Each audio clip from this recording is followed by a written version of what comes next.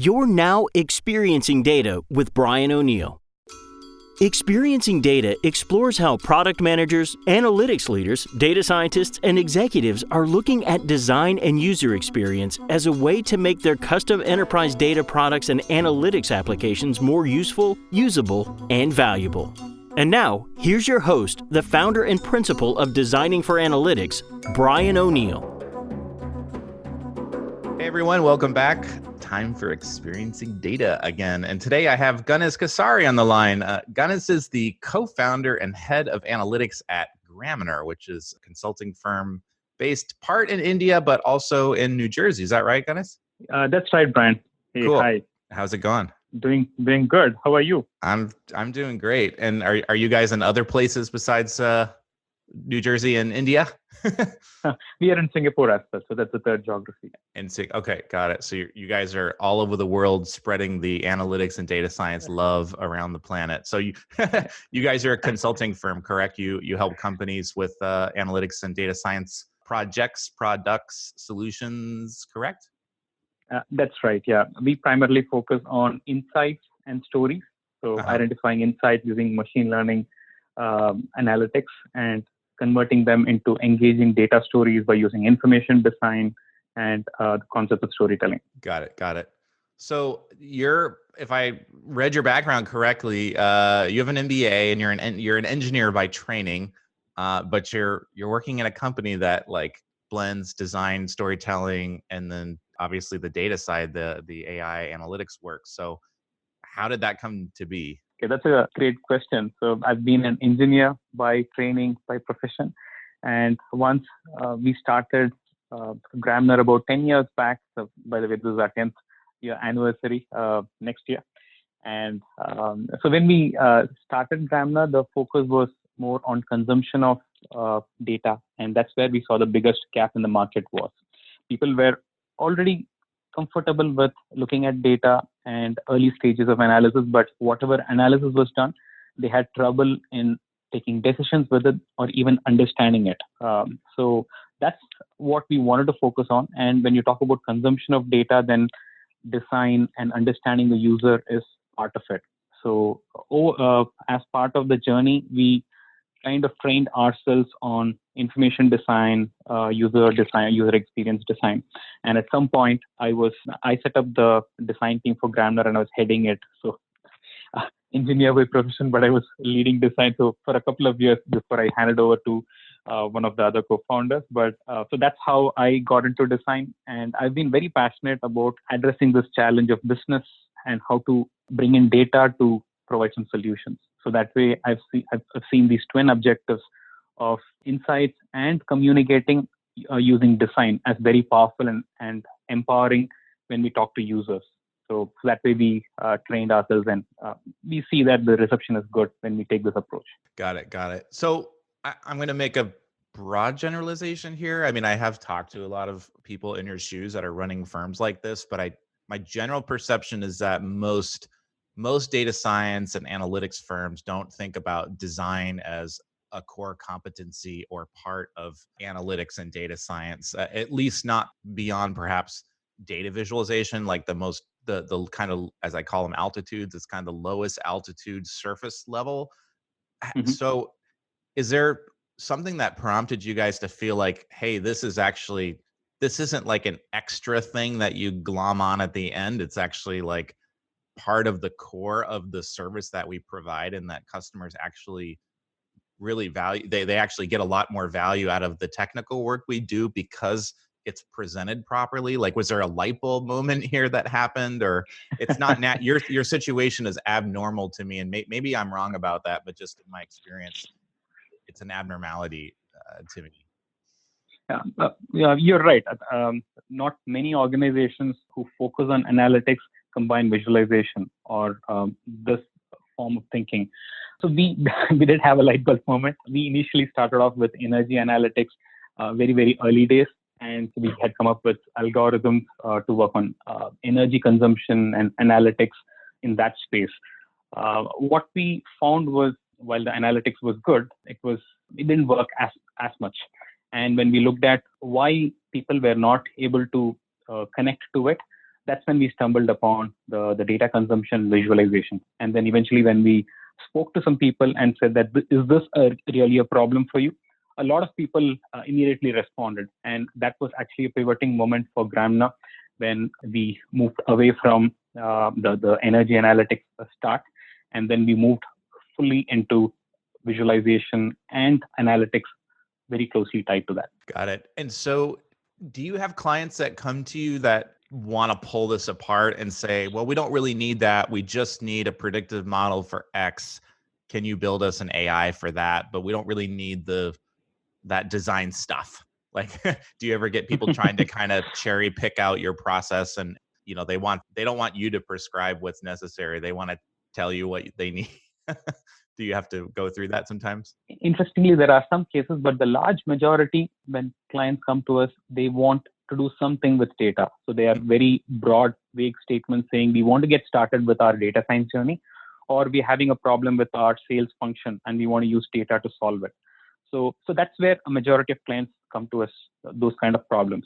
And with that, we have the full flexibility on starting with a consulting exercise, identifying, and then going the full hog.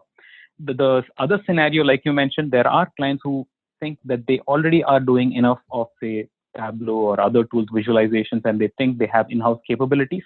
And in some cases where they are lacking only the machine learning, or they need to expedite their AI, the build phase, there are some clients who come to us and specifically ask for analytics. But I would say that's a minority, but there are organizations who have those needs as well, and vice versa. There are clients who also come and say that we have an in-house team of data scientists. They're very good in statistics. Can you help us only with design? Because that's one area where we are lacking, and we see a lot of good solutions on your website. So minority, both these cases, but they do happen. Got it. So are the reason those people pick up the phone is because, you said they have talented technical teams in-house, but are the symptoms like, no one's using our stuff, like we've spent all this time building, some product or output or, tool or whatever it may be, a model for something, and it's not getting used or it's not understood, or what's the symptom that makes them feel they need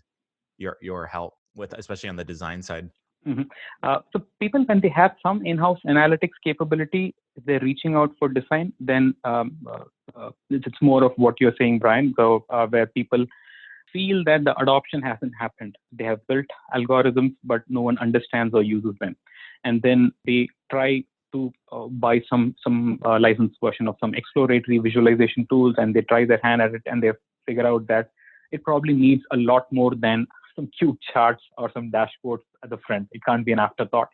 And that's when they reach out and say, can you help us connect to the users? Can you help us bring the users to our solution? Is there some other way that we can present and kind of build a workflow?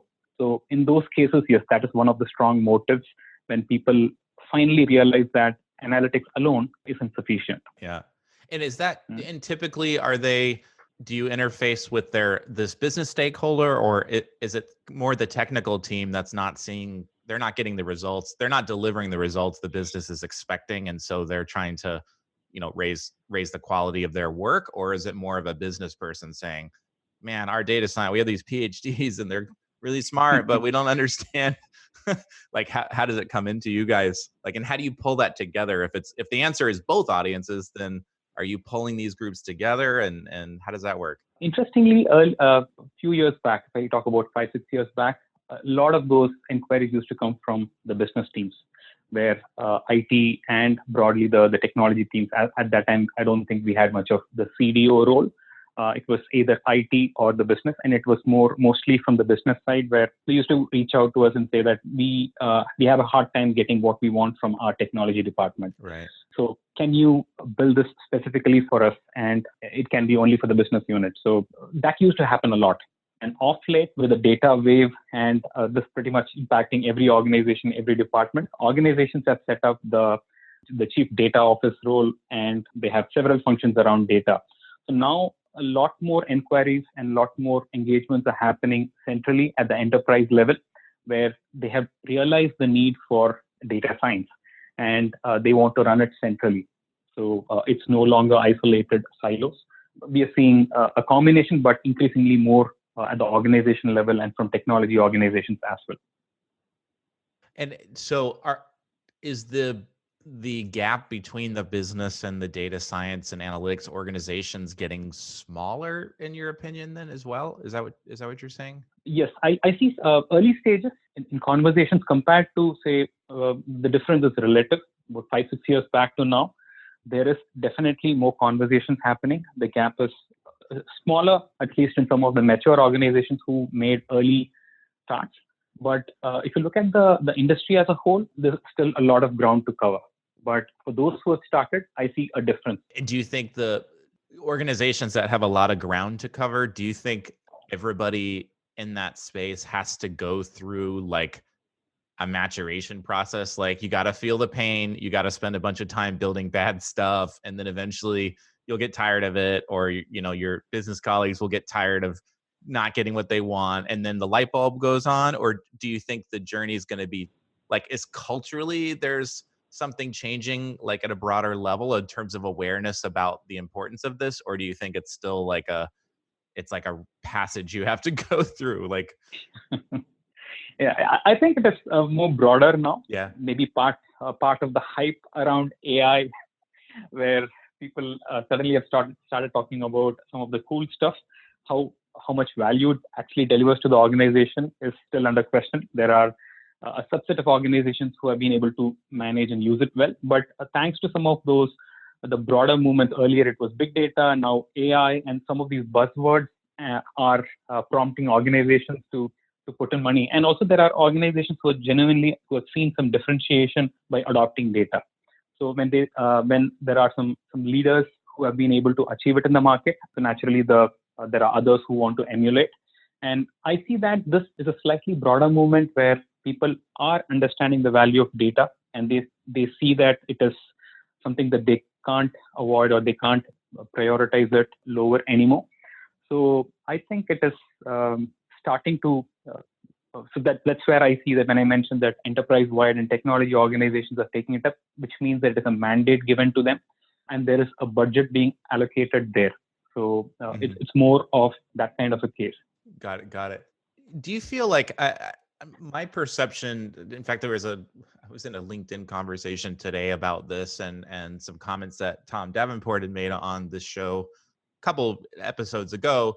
And one of them was, and he was talking very much about how we need this type of role of a person that goes out and understands how data is used and how systems and software are used, such that we can better align the solutions with what people are doing. And I was like, amen. Like, and by the way, that role has existed for about 10 to 20 years in the digital native space. Usually the realm of product design, and then underneath that you might have designers and UX designers and design researchers and usability engineering. There's all these kind of subdomains there. My general feeling is that it's almost like the data world isn't even aware of this. And like another thing is this analytics translator role, which in my understanding, I haven't had a lot of direct relation to it, but just in my research and study of it, that's also recreating the wheel of what is known as a technical product manager in a software company. Yep. And the irony here being that it feels like a lot of the non-digital native companies are worried about the digital native companies, yet they're not picking up the practices of the digital native companies, such as they've already solved these problems. There's already people trained in this. Like, you can't hire an analytics translator. Well, maybe you should change the job title to data product manager, because there's a lot of great product managers out there. And it's like reinventing the wheel. And then you've got to go through that entire journey and skill set. And it just, either that, or I don't know. Sometimes I feel like maybe I'm like this outsider with this weird perception, but do you see this as well at all? Like some of this exists already. We can learn from what, other industries have done and our competitors, and there's a way to fast forward a little bit here, or I don't know. What is your, what's your opinion? Yeah. And firstly, I loved the podcast with Tom Davenport. Oh, thank you. I listened to it, and yeah, it was good stuff. And I have read a lot of Tom's articles and some of his books. So that way, a lot of the stuff he mentioned, I completely relate to, and I would totally vouch for it. And coming to your question, that's a great point. And that's something which I've been telling people, that we don't have to redo all of this stuff. There's a lot of similarity between the, say, how technology adoption, or in terms of technology of, say, 10 years back, like you're saying, digital natives. So there are a lot of similarities, whether it is, say, data product manager or technical manager role, or it is in terms of change management and how do you make sure that innovation in technology, earlier it could have been ERP or any of these other systems, how they can get implemented organization wide. How do you get people onto emails? How do you get people onto some of those, the technology solutions? So there's a lot to learn. We don't have to redo all of this. So I completely agree. And if you look at some of those concepts, titles, and frameworks, they are being repackaged. There is some adaptation needed for the data world, without doubt, because when you talk about volumes and in terms of the speed of operation, there are certain things you'll have to account for and adapt it to. But broadly, if you look at the concept and the intent, there's a lot of similarity. So there's a lot to learn from. So you're not alone on that. That's my view too. Yeah, yeah. It's I appreciate that, because I was like, sometimes I'm like, man, am I like on Mars here? Like, I don't understand, like, but it's good to know. And I understand, every place has its own. It's just like talking about agile or software development. Every client I've ever gone to, the first thing they they want to talk about process, and I'm not a process person, but we're using agile, but it's not like traditional agile. It's this other thing. I'm like, guess what? That's normal, and everyone is using their version of it. And it's really what's important there is there any agility happening, regardless of the process you're using? The spirit and the intent of that is what's important, and it's natural, I think, to adjust these things to your culture, and the speed at which you can move, and like how much risk is involved in the work you're doing. There's a lot of different factors there, so I think that's natural Right. to custom to yeah. And so since you do a lot of this consulting and helping organizations with the use cases or getting started, so when you explain these processes and show them how to get started, and have you heard feedback that, hey, by the way, this is very familiar to what we did for our digital initiative? Have people come back with that feedback? No, I mean, most of the time, the work that I'm doing with clients, for most of them, it tends to be places that I would say are not mature in their design capacity. Mm-hmm. So it usually comes across like they've never done this before. They understand the Okay. value once Mm-hmm. they've participated in the journey and going through it. They start to understand why we do it, but it's not obvious, and it's not normal to them. I would say it's typically new, and that's partly probably why they're calling, right? Is because the way we're doing it now is not working. Okay. Mm-hmm. So, okay. but I'm one data point there as well. So, Okay, got it.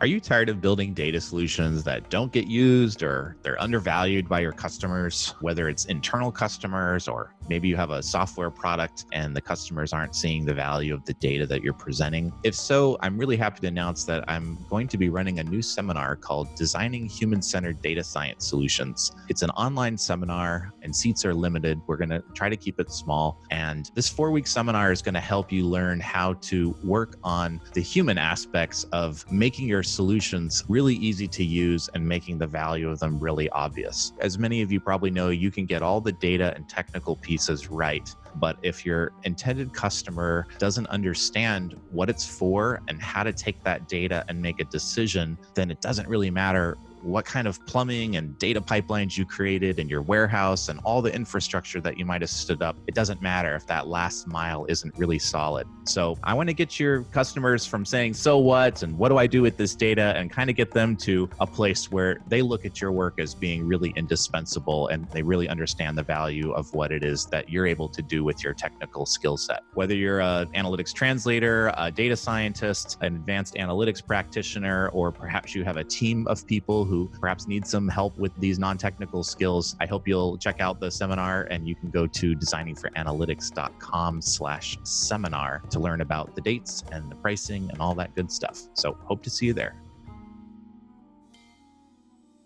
Looking back, like, you've been at Gramener, did you say 10 years now? Is that right? Yeah, that's Coming right. up on 10. Like, is there something, is there like one main thing that you would change about either the service offerings or your approach or anything, like having 10 years of experience now, and you've lived through all the buzzword changes for our market, from BI to big data, and it's like whatever the Right. hype, change the marketing, like Yeah, what have let's you change the terms. For the right next 2 years, we need to run a new campaign. right what is there something you would change? You mean at Gramner, the way we've approached things? Yeah, like either skill sets, or I would have hired more of these people. I would have built a team to do this. I don't know, just something that you're Okay. like, well, we're stuck here. It was a learning moment. Wouldn't have done that way if I had Okay. another chance. Like, Yeah. Yeah, we always have areas of improvement, don't we all? Yeah. So one thing I would say is we've seen a lot of similarity across these problems. So while we have done a few hundred consulting engagements and helped with bespoke solutions, there is still an element of commonality. So that's where we abstracted some of the common technology requirements and common solutions into our platform, which we use as an accelerator. So when clients come to us, we don't have to start from scratch. We are able to use that, and quickly we have certain, say, libraries of modules and certain ways of doing analysis. So all of those are abstracted to some extent in the platform. So that helps us to deliver solutions quicker and reuse stuff. What I think would also be useful is across industries, there is when you talk about even domain solutions within an industry, let's say banking, there's a lot of commonality across organizations. And in certain use cases, if you're talking about retail banking or if you're talking about investment banking, there's a good scope for coming up with deep data science solutions which are verticalized and which address certain repeatable workflows, where we can take the notch of reusability or out of the box solutions even higher. So that, I think, is we could have probably focused a little bit more because earlier when we started, we were looking at every problem to be unique, and then over time we've seen the commonality. So maybe if we can look at a specific domain use case or a specific solution, that might have been useful for a lot more clients, where usually there is the time to market question, even if it is, say, 1 month as opposed to, say, 6 months to take something to market. Not everyone might have that 1 month. So if you have something out of the box, which is, say, maybe customizable within a week, that's probably more powerful for clients, and it's a better offering and something which is even more compelling to offer as an organization. So I think identifying that mix, the product roadmap, the product mix, would have been even better.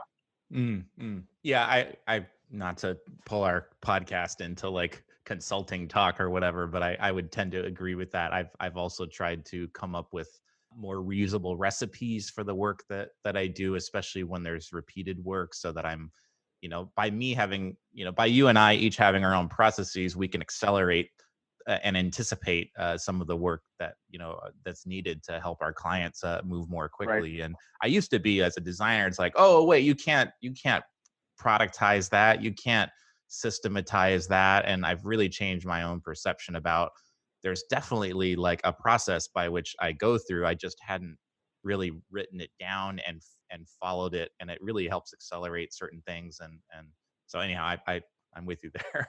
On Yeah, that. So you're also a perfect intersection of design and engineer. So yeah, I think we tend to agree on a lot of things. you would not want to see my code. I wrote some code the other day for my website. Oh man, it's like, I even know it's bad though. So at least I'm that aware that I can look at it and say, that is not how one should do that. And it's good that no one's paying me to do this anymore. I'll call you guys if I need code.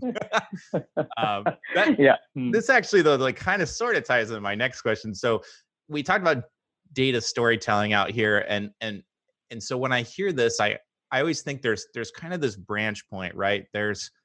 It's one thing to do storytelling in the format of, hey, we did this project and it was an analysis, and there's going to be a report, and then we'll have some kind of readout about what we learned, and it's generally static. Maybe there's a PowerPoint or a write-up or something, and it's very controllable from a design and delivery process. You can really control the story. On the other branch is software, right? When you're building a data product, where the storytelling is more likely implicit, right? In the interface, in the experience that has been designed, the story is implicit. And to me, that's a bigger challenge. And I was curious, do you see that way, that there's like, you're trying to bury the storytelling into the experience of using an application? And how do you approach that differently than you do when you're creating an ad hoc, like a one-time kind of story and report? Like, how do you think about that? Yeah. If I understand the question right, you're talking about two scenarios. One is where an ad hoc story you create one time, so you have more flexibility in terms of how the narrative flows, the kind of the cues, the visuals, and the Yep. interactivity you Yep. use, versus something which you create as a repeatable one, which refreshes with data, and it is probably used for a few months, if not a few years. Yeah, like a living like, a tool for the Right. sales team or something, right? And it's like, Mhm. this is a living application, or it's Yeah. integrated in the CRM or whatever. It's, there's no literal storytelling. I mean, I suppose you probably could design that into the experience, but you probably wouldn't for a number of reasons. But the some of the themes are the same, right? There's like a conclusion, typically, at least in my work, I'm always trying to help clients surface conclusions and or opinions from the data first, and then gradually exposing more detail and evidence to back those up as needed, but not leading with evidence, and then asking the customer to put together what's the conclusion from this, like what is my action that I'm supposed to take here. And I was just curious if you guys have how do you think about that, because we obviously can't do a custom handheld story, in a Mhm. dynamic system like that. So are they two different things? Maybe they're not storytelling, they're just two separate things, but I was just curious if you even think about them that way. And So that's a bulk of what we do when you talk about storytelling and the information design, the visual part of it. That's closer to what we do, because organizations approach us when they want something repeatable, not some ad hoc report which they can quickly pull up with some of these self-service data discovery tools. Mhm. But if they want something, let's take the example of, say, the sales function, and they say that I want to enable my frontline sales team to identify the right clients and basically sell better. So Mhm. how do I come up with a visual narrative which people can use to answer those questions, the common Mhm. questions? Mhm. So there, we create a repeatable flow. So the way we approach it is look at the user study requirements, and very similar to the user-centered design principles. Start with that, find out what scenarios they would want to use the application, what kind of information they want. So once we do that, the persona, the identification of the requirements and all of it. So the way we can build the story into this, or can say the workflow into it, is where do they need to start? What are some of the starting points, scenarios, and how you customize it to the role. So with that, if we define a sequence of views, for example, they start with a summary saying, this is how today looks. And then they get into answering specific questions, that which customers should I target today. So then that gets into a more customer specific view. Maybe it pulls in results from a recommendation engine and presents the results. And then the next question is, assuming I've identified the salesperson has started with the day's summary, they have looked at which customers to target, and now they want to go into one or two customers before they make that final call. So then it gets into a customer deep dive view, where it talks about the complete relationship of the organization with this single client, and what have they sold in the past, what is the status of the relationship, what did they buy, and what are they likely to buy, if you can bring in all of those analytics and present the view. So here, what I'm trying to get to is, there is a natural workflow, a certain set of questions, and if we can identify the way that we want to help them, and what is the process that they would follow, or the workflow that they should adopt, then we will be able to come up with views which are standard, which can which can be used repeatedly, and at the same time, they are not disparate dashboards saying this is a customer view, and then you go to this tab which has a different one, because people don't tend to use applications or technology that way. So if you embed all of this together, it becomes a natural customized application for that role, for that individual. And so that's the combination of storytelling for an individual. You bring in all other aspects of data science. So this is definitely different from an ad hoc one-time story, where you have even greater power, where you already know the conclusion. You just start with the conclusion, and maybe you would go even more specific. So whereas when we're looking at a repeatable one, so there are some elements of storytelling you will bring in, but given that the data is likely to change, the scenarios will be different tomorrow. There are certain broad elements you bring in, and then you devise that workflow and bring in only those elements and those interactivity. So that's the difference. Yes, no, I understand what you said, and one thing I think I would reiterate here is that as you kind of so you used this sales decision support type of example here to make the point is that ultimately the core data science part there is an ingredient in this cake that you just built out. You just spelled out how to bake a cake, right? But that might just be the flour, and it might be the most important part, arguably the most where the best IP is, which is the recommendation of which customers to call. But that's not an experience, and that may not be what actually gets the salesperson to pick up the phone. Like in your case, maybe they need to dive into the CRM and they need a link to the CRM to go look at past behavior and other stuff that maybe that's already there. It's already in the CRM or it's already in some other BI tool, but it's that linkage from the recommendation you gave to something that is part of their natural workflow, which is I'm never going to just call a client. Even if you give me like, hey, we have an 82% predictive, probability that this person will buy something. Here's the phone number. And they're like, there's no freaking way I'm calling that guy without going and seeing when did we talk to him last? What did he buy last? What's the sentiment like? There's all these other things that are part of that sales guy's journey before he actually dials a phone number. And so you can get all the data science part right, but understanding that having empathy for that person's job, this man or woman or whoever it is that's doing the selling, they have a workflow that they want to go through. And I think that's what I like that you spelled out here is that you can nail the data science part, but there's the whole workflow that you want to support. Whether whether you do that work or not, you should at least acknowledge that may be a linchpin in getting someone to use your software or your application or your model or whatever. There's more to it than just the data science piece. I don't know. Did I summarize that? So the one part, I think, just to clarify, in addition to the data science or the algorithm piece, the flow which I explained, I was talking through a visualization driven flow where a person is going through this workflow as imagine a visual application. That's how usually we work with our clients. We deliver all of this as an interactive user interface. It can be embedded onto the CRM which they use. For instance, if it is Salesforce or any other CRM where the workflow is built into that, instead of looking at a set of tables or separate screens, all of these are visual dashboards with interactivity built in, and the algorithm outputs are also naturally embedded as part of it. Sure. And my point isn't so much about how many screens or artifacts there are or which system they live in. The point was that it sounds like your approach here is to design a solution around the activities that a salesperson does, ideally delighting them, at least meeting the requirement, but ideally maybe you find a way to actually delight them with an experience they didn't maybe even know is possible. And analytics and data can help us do that. It can also make it harder. It can also make it worse sometimes when we shovel too much irrelevant information at the wrong time.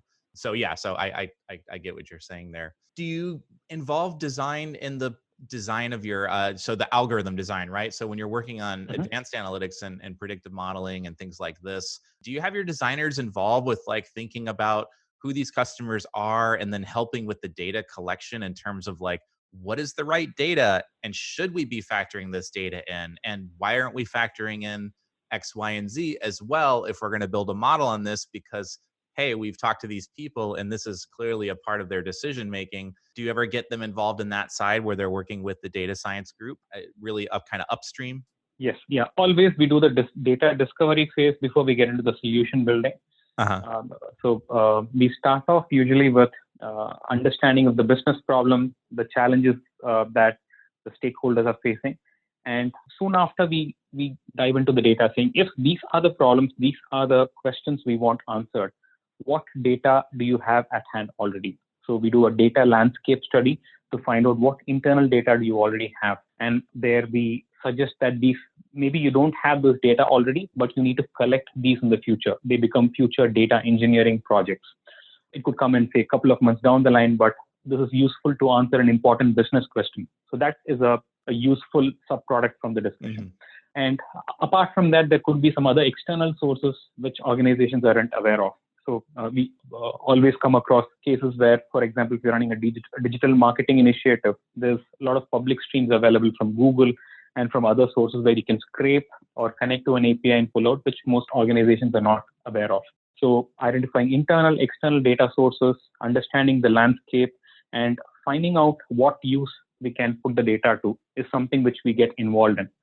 Because to really solve the problem and to solve it in an effective way, there could be a lot of ways to the final objective. So data discovery is very much a part of it. So we have the team involved, and at times we have active discussions with the business stakeholders, because often within organizations, the business users have no clue about what data is available. That's probably the technology, the IT team's domain.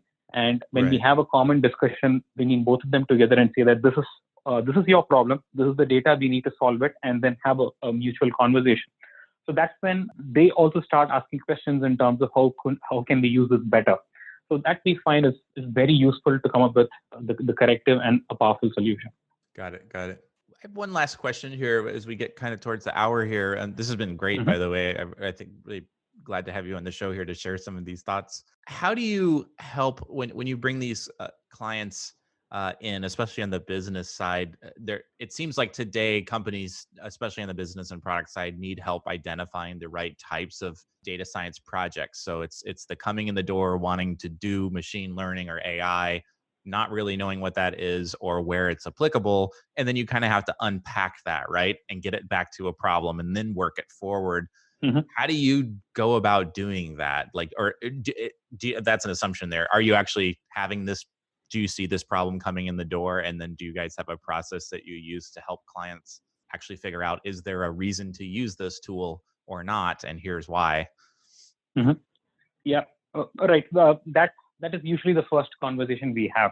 And what we see in the industry is people usually, wherever they have, say, internal data science teams or some capability, some people hired, say some data scientists hired. The problem we see is that they find something interesting and they go after that, and they may not really solve a business challenge. For example, there is OpenAI. If you've heard of the GPT-2, the text generating algorithm, so that can write almost as well as a journalist. So a data scientist who comes across this, and that has been made public along with the training data and all of the parameters. So you can pick that up and then use it to, say, create newsletters for your clients, write internal stuff for your employees. But is that really important for the organization? Maybe not. So that's where when clients approach us, we do not go with what is interesting or what is even urgent to some individuals, but we try and find out what is the biggest business problem to be solved. Where can the organization get the maximum impact in terms of revenue or cost saving? We help the organizations identify that, and that becomes a potential project. We identify actually a list of such initiatives and do a discussion along with the senior folks in the room. Executives are needed for this discussion to identify and prioritize which projects they should take. Right now, 3 months or 6 months down the line, we help them build a data science roadmap by looking at factors such as business impact, the urgency, and in terms of, say, feasibility. Do you have the data? Do you have the budget and technology for it? A combination of these factors to pick the right projects and build a roadmap. That's something we always do for our clients. Excellent. I love it. And I think that's, I like that you align that to, the business objectives that are happening there, and not necessarily just backing it out of where do we have some data? Okay, throw a hammer at that, because you can, again, create a solution to no one's problem. And at that point, we're back to rehearsals again. It's like, another nice rehearsal, no performance though. Like, I don't know, using music analogy there. It's like at some point you got to go to the gig and play a concert, and like people are paying money to go see it. So it's got to produce something, Yeah. Enough of pilots. Let's productionize something. Yeah, exactly. Cool. Well, thanks for coming on the show. Do you have any final takeaways that you would like to share with the audience? It's been great having you. And this, again, it's Ganes Kesari from Gramener, but any final words? Yeah, sure. Yeah, thanks for having me, Brian. I would emphasize that since there's a lot of attention and investment going into data, if all of the practitioners and people who are interested in starting projects look at the right projects to get started, which are the most impactful ones, and also making sure that we focus on the user aspects adoption to make sure that not just the data science team or the stakeholders, but everyone, the final users can also benefit from it and adopt it seamlessly. So that needs a concerted effort and that needs to be planned upfront. So that's been our learning by virtue of doing all these consulting engagements over the past decade. So I hope there were some takeaways from there. And thanks again for having me, Brian. It's a pleasure talking to you. Yeah, it's been super fun. And just last thing here, where can people follow you? Is it graminer.com? What's the URL? Yes. Yeah, the URL is graminer.com, GRAMENER.com. And I'm active on LinkedIn and Twitter as well. So do reach out to me and happy to answer any questions. Yeah. Great. I will definitely put what's your Twitter handle? It's Kesari Tweets.